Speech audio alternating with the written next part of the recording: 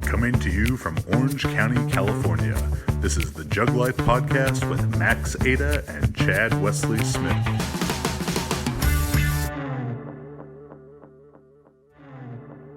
Hey everybody, Chad Wesley Smith here, the JuggLife podcast, joined as always by the notorious Max Montana Ada. How you guys doing? And our guest today, Mr. Jeff Nichols. Jeff, how you doing, bud? Good. So Jeff is many things. Coach, former Navy SEAL, speaker, author. Maybe? Kinda. I've written a foreword for a book. Author-ish. Yeah, right. I'm working on a kids book called Christmas Ninjas. Nice. We'll come back to Christmas Ninjas. I got to meet Jeff for the first time, probably like 4 years ago. 4 years ago at Summer Strong? Yeah, Summer Strong. We shared a very unique experience together. Are people allowed, is this classified Let's information? go for it. No, it's not. So one of my first interactions with Jeff was waterboarding someone. A volunteer. This was waterboarding by his own fruition, and I was actually concerned for myself. So my role in the waterboarding was to hold his arms down. You were the arms or the leg? Because it was. I think Brandon and I had his arms. Yeah, and then Danielle Curry, I think, had a leg. Okay.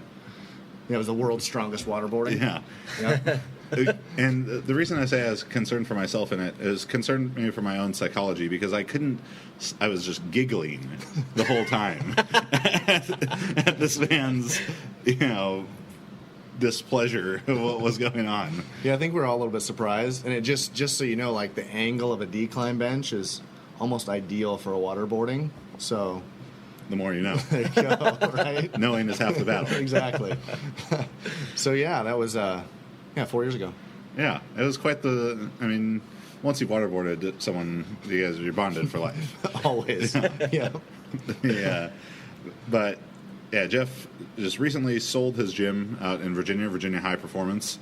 And there's all kind of stuff we want to talk to him about, from military training to what's going to be about the gnarliest list of injuries you've ever heard, as well as his kind of specialty, which is recovery and helping athletes improve their recovery.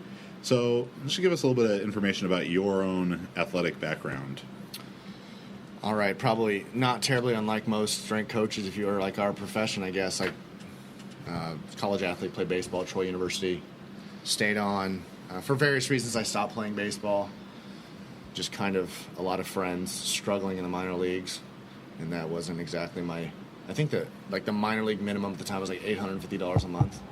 And, I was a broke college student, but I wasn't a stupid college student, so $850 didn't seem like a whole lot of money. Yeah. So I didn't play professionally. I had an opportunity to play for the Braves and the Angels offered me a free agent contract after my junior year or whatever. But anyways,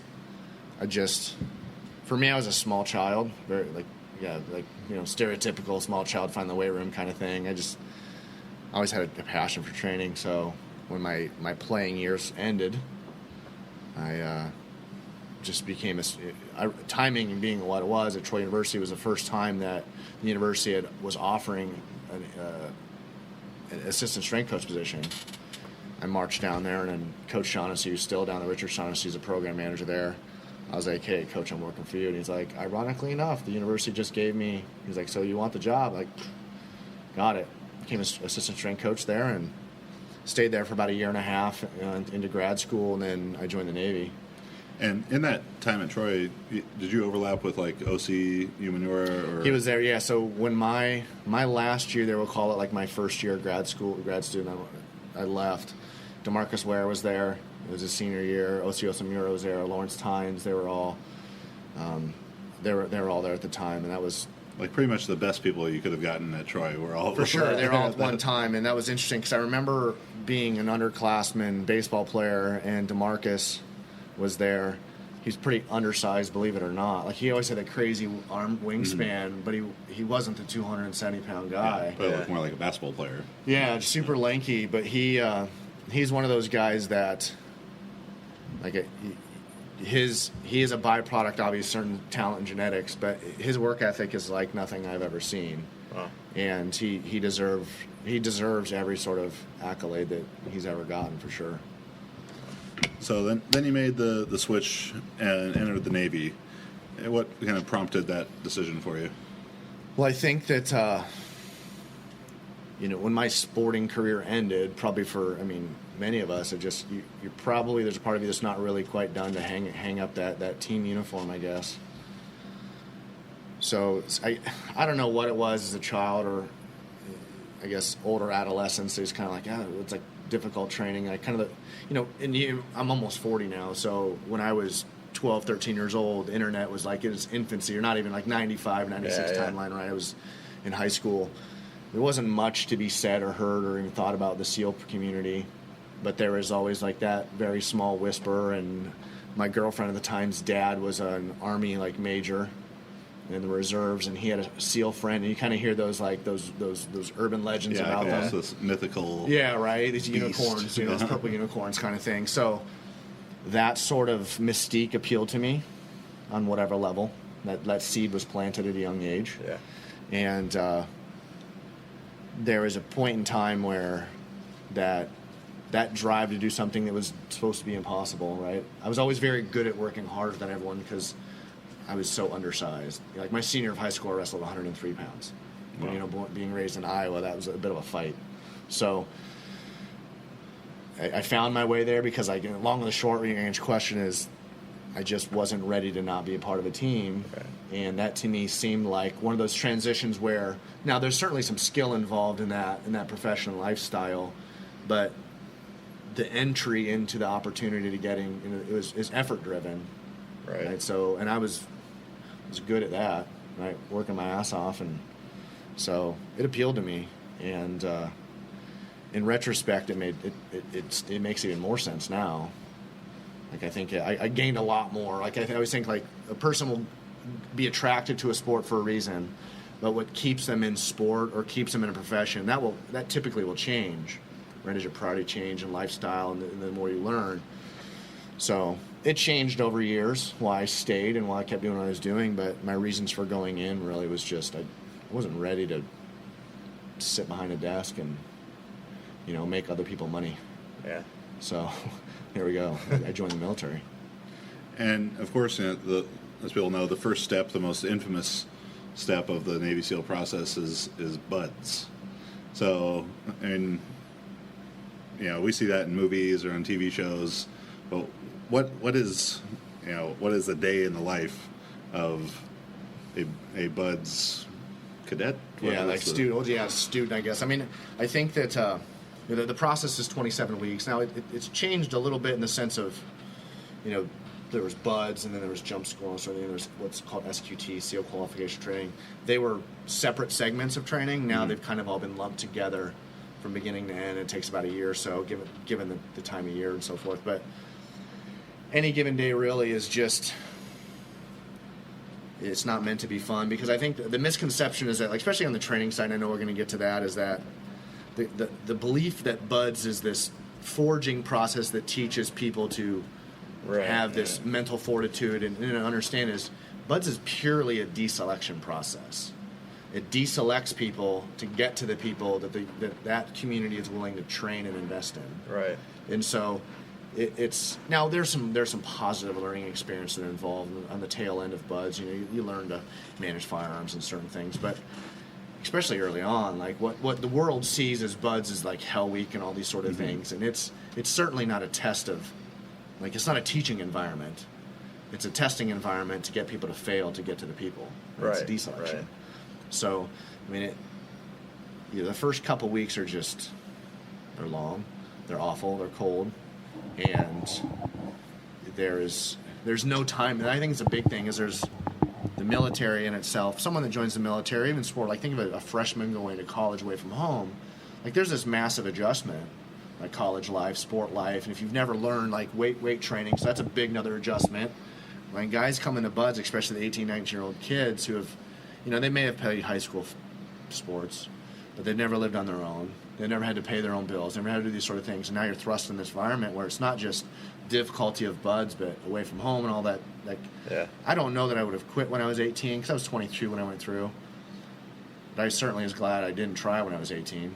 Right. Like, there's that physical, that emotional, mental maturity that I achieved through college.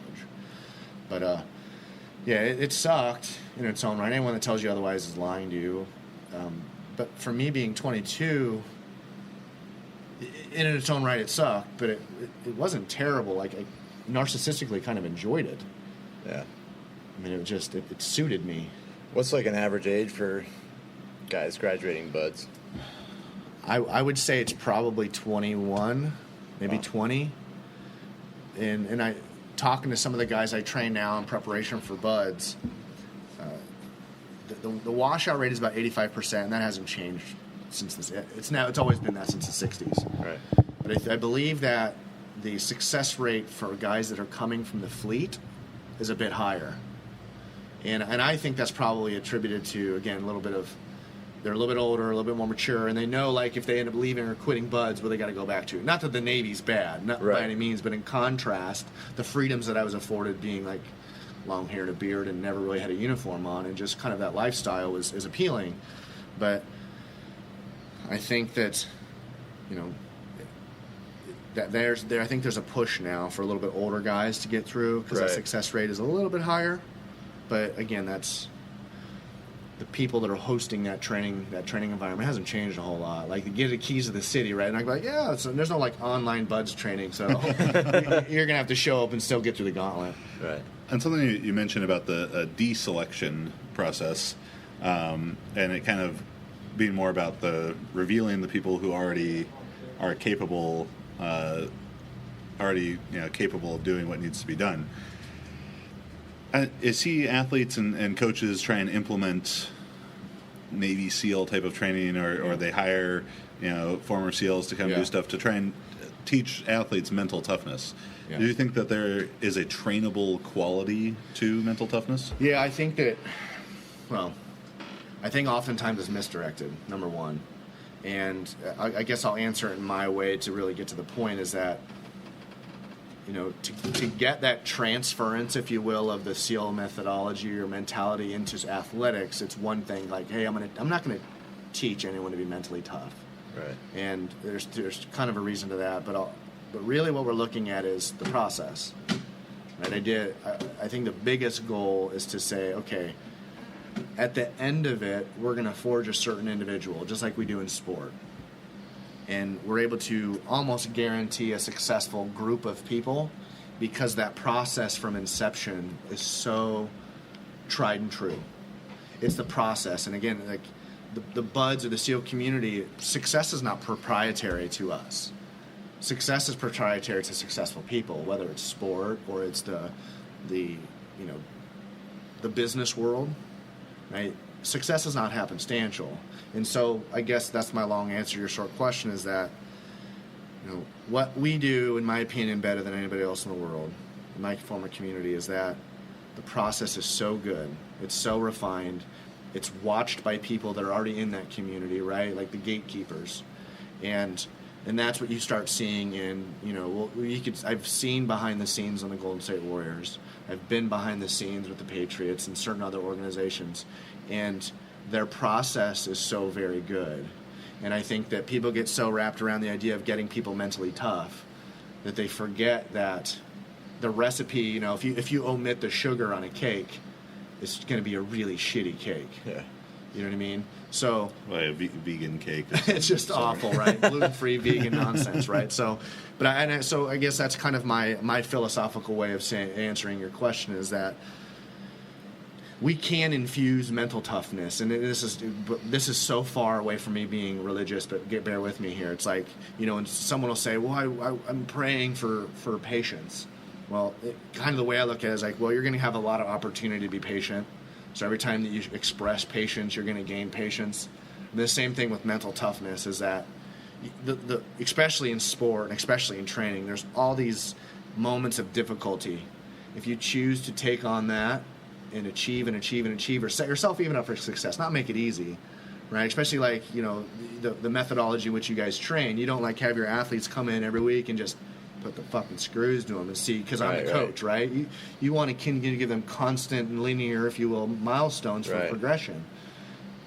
That's what we've gotten away from in this tactical strength and training. Is like, oh my God, my hair's on fire, and we're doing is flipping tire and I wear body armor to 7-Eleven because I have the you gotta be kidding me. Like, it's silliness. Right. So, that's where the mental toughness comes in. Like, you either have it or you don't, in my opinion. Yeah. But if you're going to forge it, It's almost more of forging like a readiness, a preparedness to all these potential situations that could come about. Whatever the, Navy SEAL situations require a certain preparedness for that. Powerlifting, weightlifting, football, all that stuff. It's like you have to, the more well-rehearsed, well-processed you've been to be ready for your circumstance, for sure, is going to be kind of, I guess, what really expresses itself as that mental toughness. Yeah, and it is that I guess the term that's been used is stress inoculation. I guess is Dave Grossman won a Pulitzer for On Killing. It was, hey, the more you're exposed to stressful events, and you come out the other end successful or pseudo successful, the more as those stressful events come on, you actually get less and less and less stressed. And a lot of that is through routine. So like every time, look at Ilian every time he approaches the bar, for example, it's exactly the same. Right? Look at LeBron James every time he shoots a free throw, or whatever. Pick any athlete. The same every time before you get under a bar. Your breathing process is the same, because if you're constantly dropping those cookie crumbs that like lead you to success, if you have to go, all right, like baseball, for example, or you get on the bar, if you need to reset, what do? You step back, reset, pick up those cookie crumbs you're left off. Yeah. A lot of people think that, well, no, I'm just going to work really hard and like thrust myself in this athletic endeavor and be like, I don't know why I wasn't successful.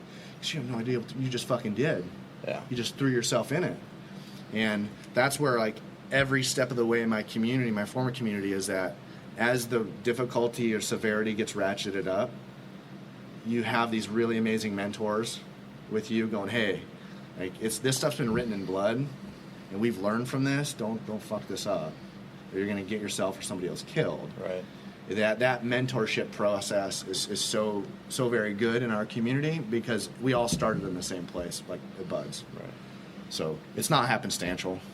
Sounds a lot like what we talk about a lot, in especially in training, is like process orientation versus goal orientation, where people come in the gym and like, oh, my goal is to snatch whatever 100 kilos or something, and there's a fixation only on the end result, what they're going to get. Yes. Versus, if I'm going to snatch 100 kilos, I have to do this thing right and that thing right, and then each little process becomes the focus.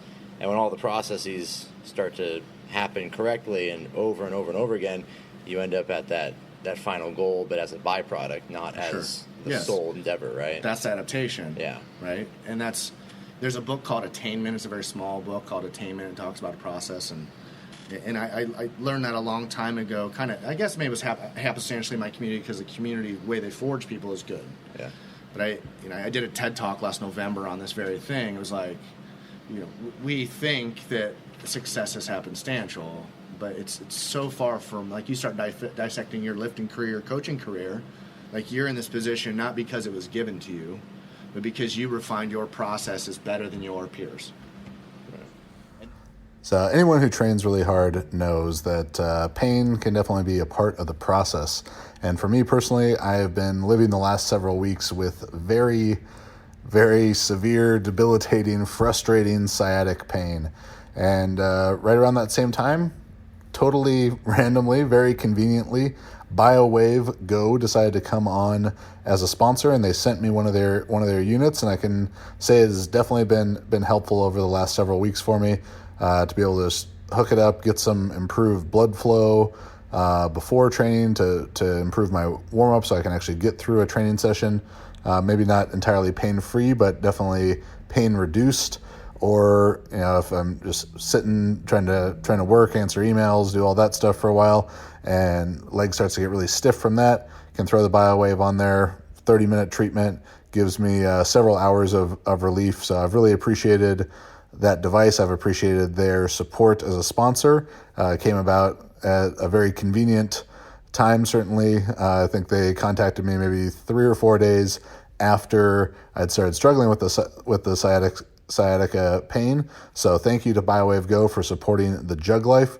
If you're struggling with pain, go and check it out. Superior pain relief technology for people that are serious about leading a pain-free life, used by a lot of NFL and NBA teams.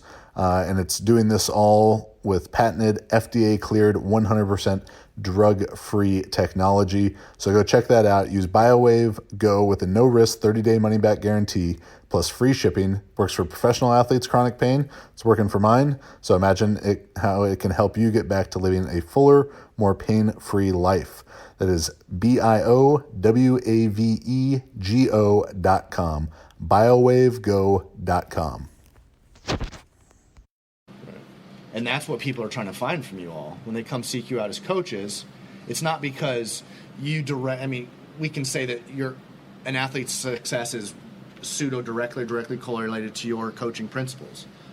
But it's really what they're trying to find. They're trying to get your process based off of their needs. Right. That's what they're trying to get. And I think that that's the message that the tactical community is really good at having and maintaining. They're just former guys and are not very good at sharing that. And I think a lot of that's because they probably didn't have the mentorship. They just had the veteran status. Right. And it's no disrespect to our veterans, because that's not the point at all. Because we are, as veterans, I think, are really set up for success because of the perspective we've been given. Like, I don't stress out over shit too much. I don't. And that it's given me that, so I'm thankful. Yeah. And you started to touch on this for a second, but talking about this sort of ridiculous things you see being done in tactical type of training. What are some lacking aspects you see maybe in the physical aspect of BUD/S training or in military training? Yeah, I think that it's pretty simple in my opinion. I think that the training is so very difficult for deselection. What ends up happening is that process of forging these tactical athletes, we'll call them the active duty guys and men and women, when they get through that selection process, they're like, just like another athlete, they get so attached to what made them successful, right. They continue to try to do that, and they just overtrain too often, right? So that's what I say, like with an athlete, what got you to be successful, what got you in the NFL or NBA, it's not going to keep you there. You have to refine your process. And so the tactical population, like, that's all we know we're good at is just that grind, like just to beat the hell out of ourselves. But that doesn't bode well at all for longevity. Right. It doesn't bode well at all for fatigue resistance, and it doesn't at all bode well for injury resistance training.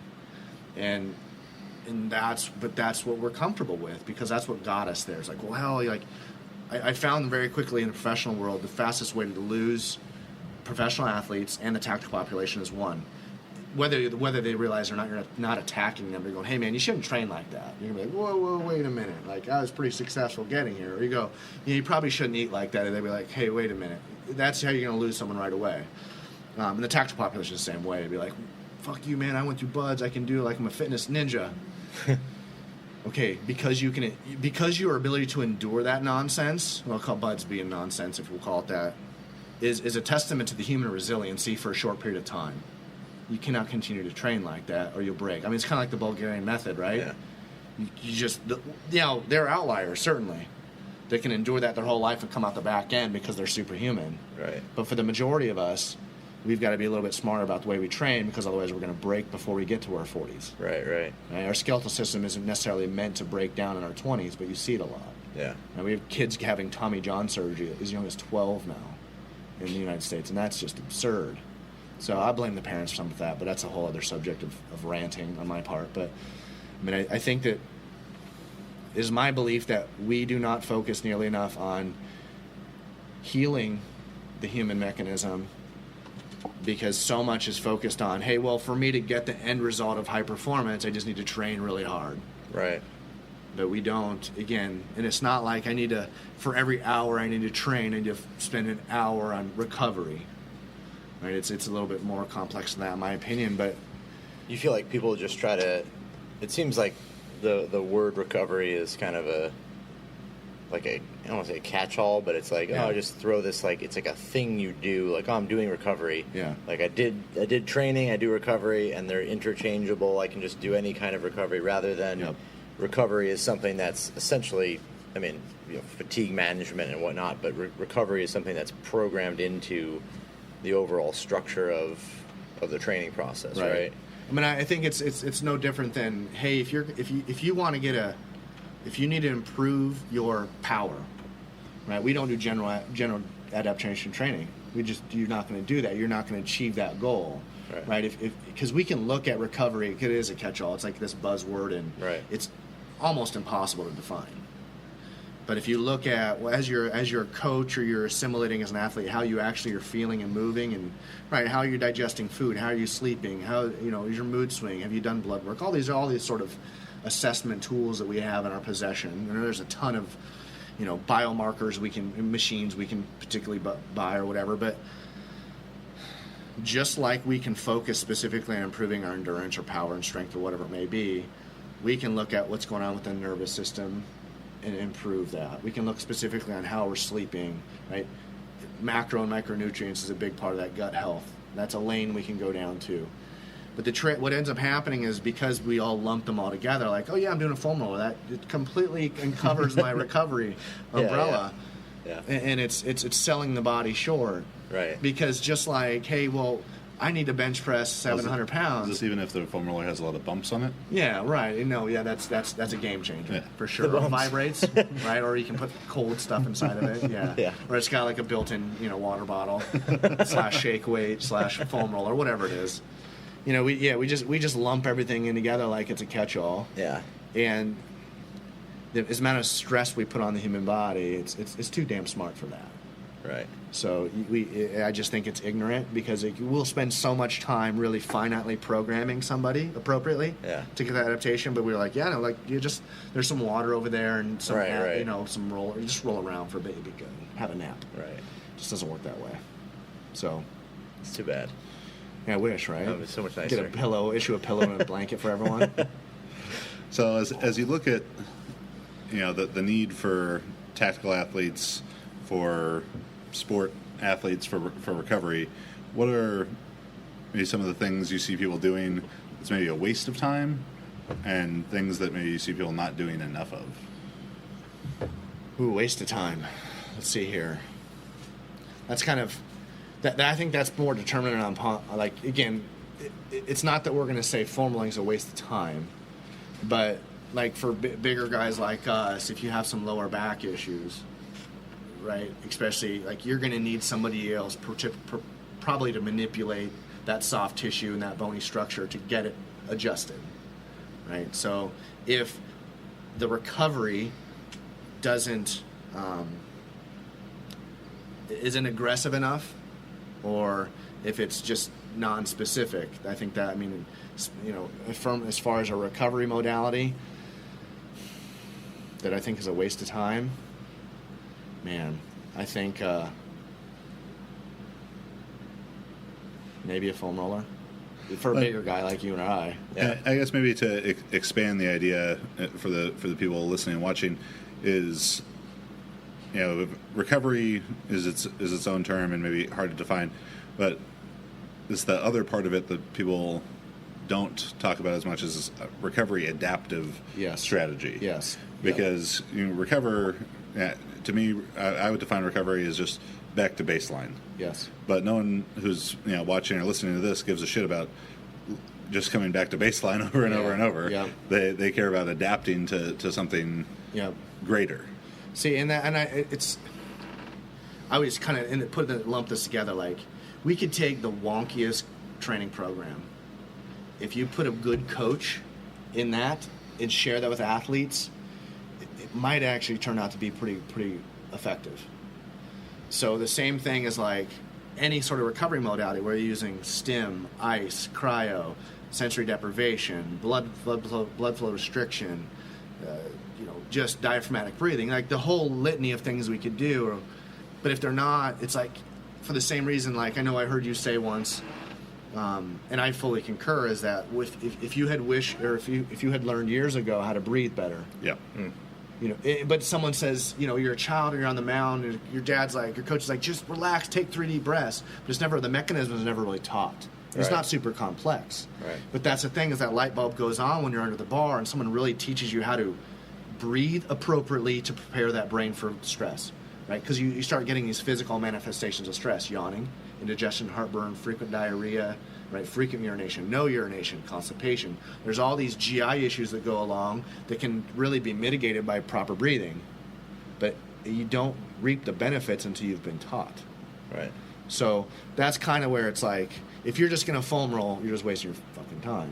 Without, okay, there's a process to it. Like, what are we trying to achieve? If we're not achieving that, move on. Because you might need more stimulus. Right. Right? Just doing a cold plunge isn't going to work if someone hates water. If someone hates water, not going to work. Right? You're going to create more of a sympathetic nervous system response. So you've got to take, I guess my soliloquy is over when I say, we can't be programmed the same way. You have different needs than I do, if you were programming for us. So recovery is the same way. You have to look at the individual and go, okay, what is this person's needs? Right. Because you can be wasting someone's time, and that's the last thing we need. As much time we put in training, we don't want to waste anyone's time. Right. One of the really cool things I think you've got going on now is, as I mentioned before, you recently sold your stake in your gym. But when you tell people about VHP and what you've done there the last couple of years, and then this sort of coaching knowledge quest that you'll be on for the next while. Yeah, David Carradine without the Thailand visit. Yeah. So, well, maybe we might know the back end of it. But, so my former business partner and I is like one of my closest friends, and he and I both had an unofficial position within Naval Special Warfare, running components of the human performance program, the recovery side, and some other things. And so when we got out, we're both of us back in Virginia Beach. We look at it and go, well, at the time he had a daughter playing pretty high level volleyball, junior volleyball, and so we got asked to do some camps for him and stuff, and it grew and grew, and we didn't have a facility, so we put a facility in.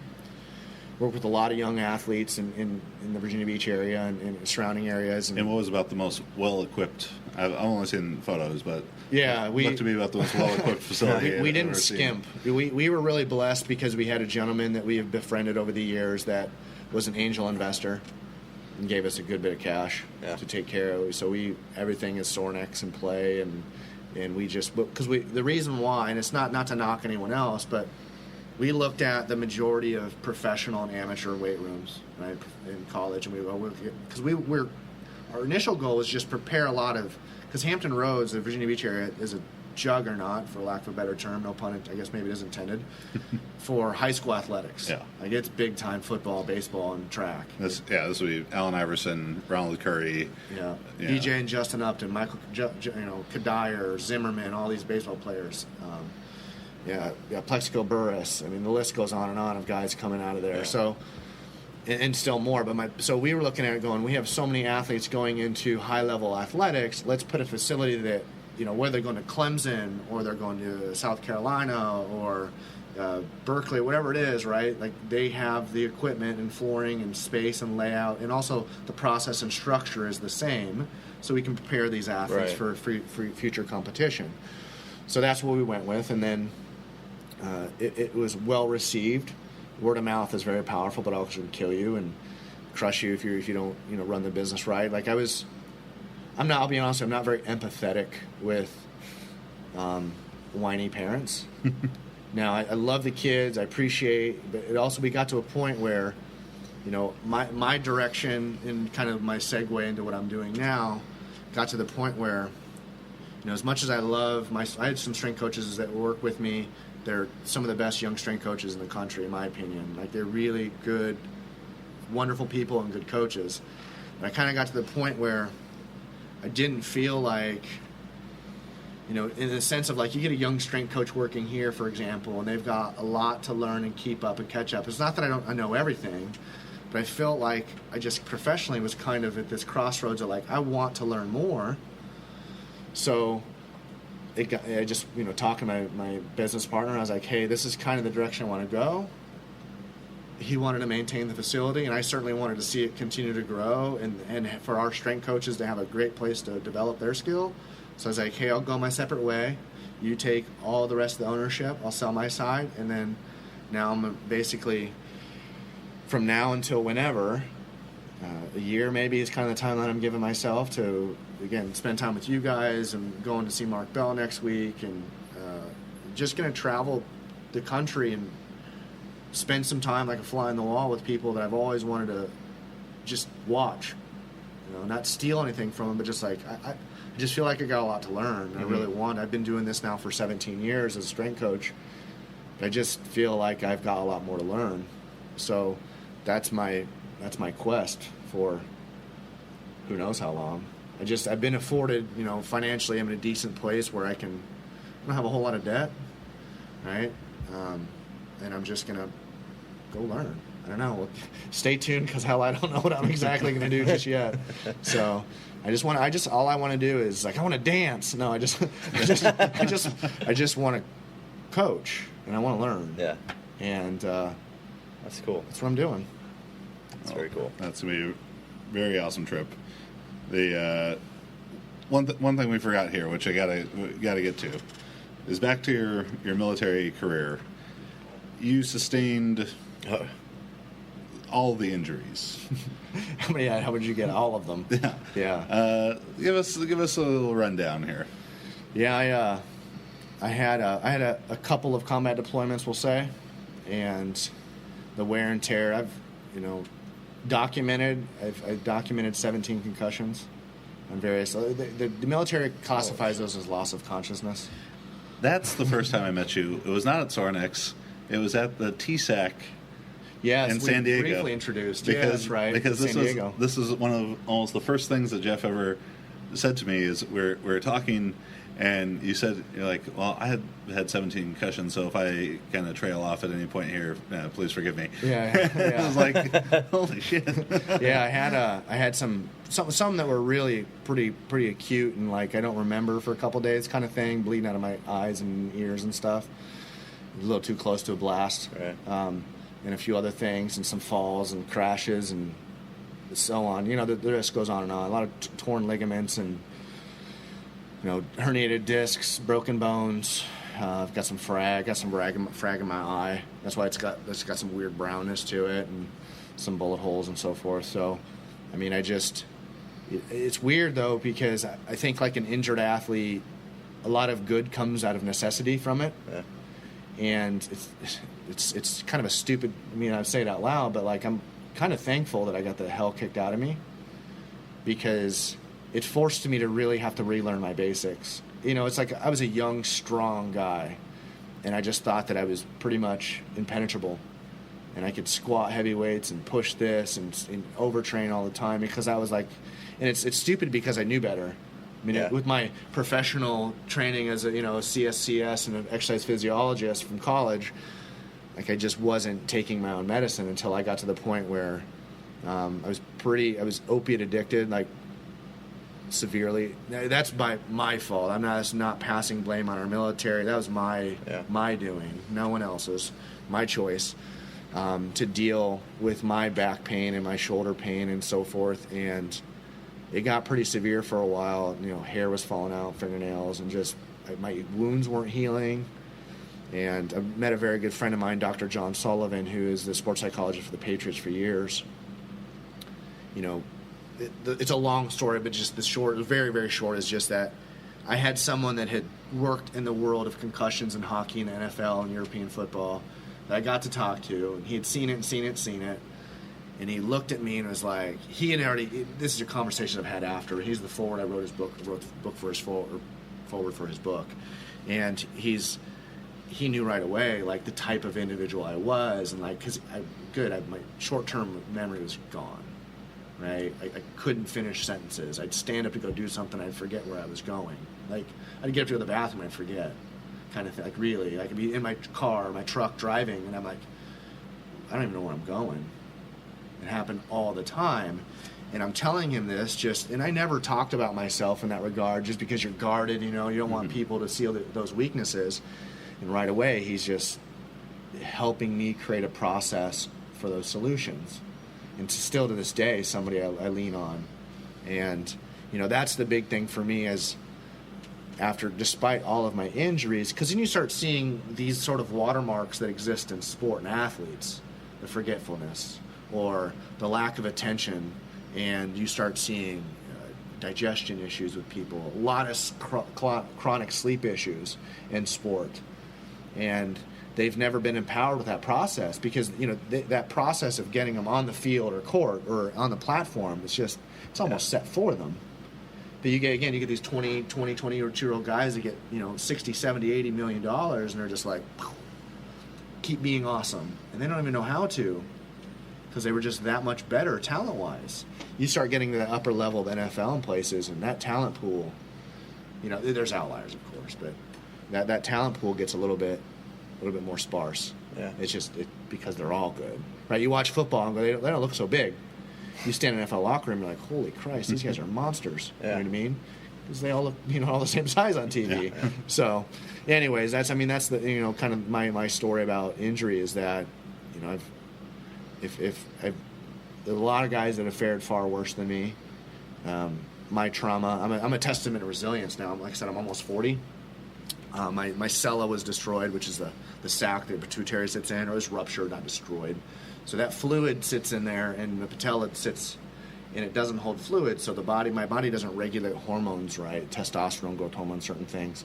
So I have to I'm prescribed very low doses of a lot of different hormones, and I feel great. Like CPAP is like the greatest thing ever. It's like, because I have severe sleep apnea, because my nose has been broke, all these sort of things. I'm almost, like I say, I'm almost 40. I'm 39, and I feel fantastic for someone that's 39. Like, I feel really good. So that's the thing. As I look at some of I say older, I think that's the beauty of our profession and some of the sport is now you start seeing this. There is this progression of increasing in age and still maintaining a higher level of performance because, we'll call it recovery. People's awareness of how they're taking care of themselves is improving, and I think it's like we live in a great time of performance and training. I think it's awesome. Yeah.